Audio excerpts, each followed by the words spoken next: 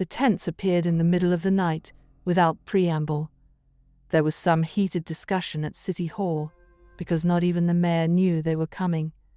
They must have worked out something, though, because the gypsy circus stayed. Our town wasn't big enough to support even a fair, so this was big news. That was how I found myself with my older brother Tommy and his friends that evening. I was just 15 then, and though we were in a small town now, my mother hailed from Boston. There was no way she would cut me loose to run around on my own. But if she'd known how bad Tommy and his friends really were, she would have known I was much better off alone. "How much money you got?" Frankie asked, punching my shoulder. Of the 3 older boys, I hated him the most. He regularly hit, kicked, and ridiculed me, while my own brother laughed about it. He was twice my size. I was a runt back then, but I dreamed of the day I could stand up to him. Stand up to them all. I gave him the 20 Mom had given me, but not the 5 I had tucked in my hat bill. If nothing else, I wanted to sneak a candy apple later. Dad was a dentist, and we didn't have things like that around my house. They abandoned me when we walked inside that Midway. I'd never been to a circus before. There weren't many rides, but huge tents loomed everywhere. Barkers told us to come all see the magnificent beasts of the wild, or the horrifying freaks of nature. I laughed at that one. I'd ridden in with the freaks of nature. Still, I wanted to see a lion. They looked so majestic on television. Reluctantly, I parted with $2 and stepped inside. The tent smelled of sawdust, sweat, and dung, but inside were the most fantastic creatures I'd ever seen. I picked a peanut off the ground and fed it to an elephant, then sat on a bench to await the show. The lions were my favorite part. I knew they were big, but I never expected anything that huge. I held my breath when the lion tamer stuck his head in one creature's mouth. Its incisors looked as long as my fingers. Its back teeth, which I knew were called carnassals from a book my dad gave me, worked like scissors to cut and tear meat.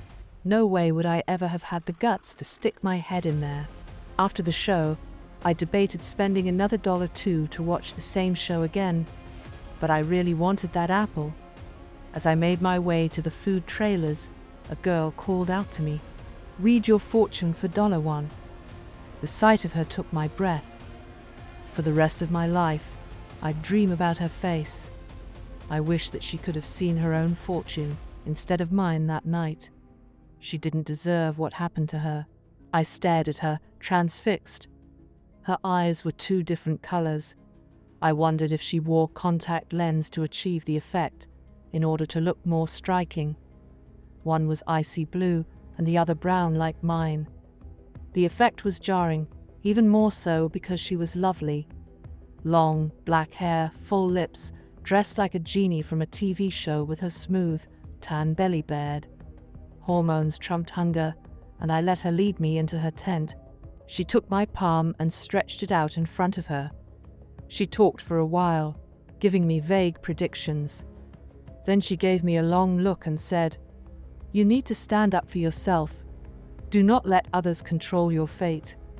I always wondered about that later, if she really saw that. It proved to be good advice. I wish I'd heeded it.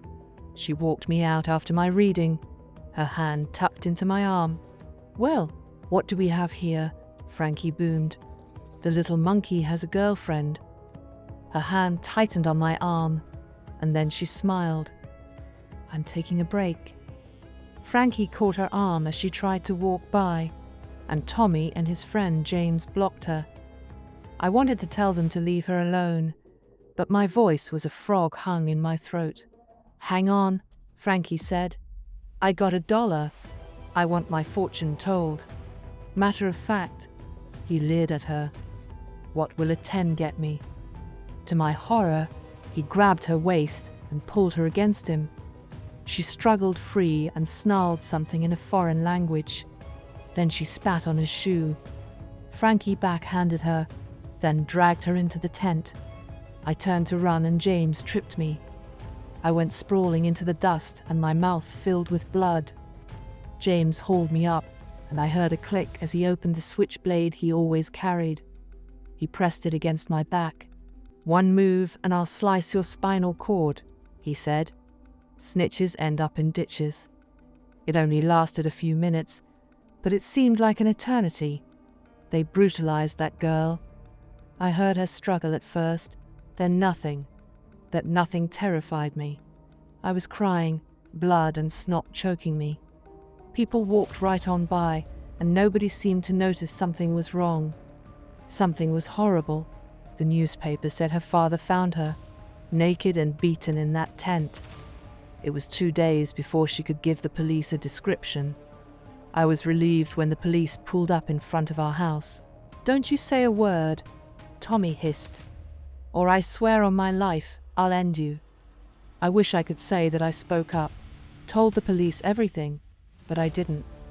I thought her description would be enough, and the DNA, but I misjudged small-town politics. Frankie, Tommy, and James spun some story about the girl being a prostitute and soliciting them for money. They said she grew angry when they didn't have enough and threatened to cry rape if they didn't bring her money. They said another gypsy had beat her to make the story look real. The judge closed his briefcase and let them go. We walked outside together. I have never felt so sick, ashamed. Tommy and his friends stood beside me in their fresh suits and ties, looking like altar boys. An old gypsy woman approached. She muttered something, then made a sign in the air with her gnarled finger. Frankie stepped toward her and James caught his arm. The girl sobbed against her father, her beautiful face still swollen and discolored. She whispered something to the old woman and pointed at me. The old woman's eyes narrowed, and she made another sign. "That's enough," my father said, and led us away. The circus disappeared, and within a week, my brother and his friends were dead.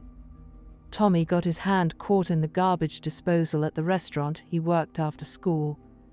As it chewed his arm, they thought the pain was making him delusional because he was screaming about the lion's teeth. He bled out before the ambulance got there. James fell off a ladder while he was helping his father patch their roof. The fall severed his spinal cord. Frankie died the most horribly of all. He wrecked around Johnson's Bend one night and his car caught on fire. Rescuers said they'd never forget his screams. I figured he's still screaming and burning in the place he went. I dreamed about the old woman every night. She said, "Your crime is silence. You stood quietly and let evil reign. Thus sealed your fate." One morning, my tongue felt funny. When I peered in the mirror, it looked like a piece of bark was attached to it. It felt like bark too. Mom was still in her room, so I didn't bother her. I somehow knew it was my time. I went to the woods behind our house. My steps grew heavier as I walked, and I could barely drag my feet through the leaves. When I looked down, my legs no longer looked human. They were forming into a tree trunk.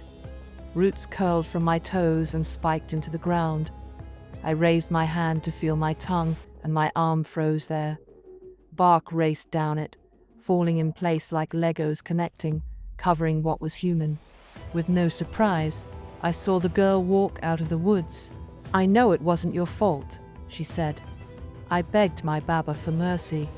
She said, "You must learn a lesson. You will be a tree until you grow and mature enough to bear fruit. When the first apple falls from your tree, you will be human again. I hope you will always stand up for yourself and others after that." It took 3 years, but I am still thankful for that lesson.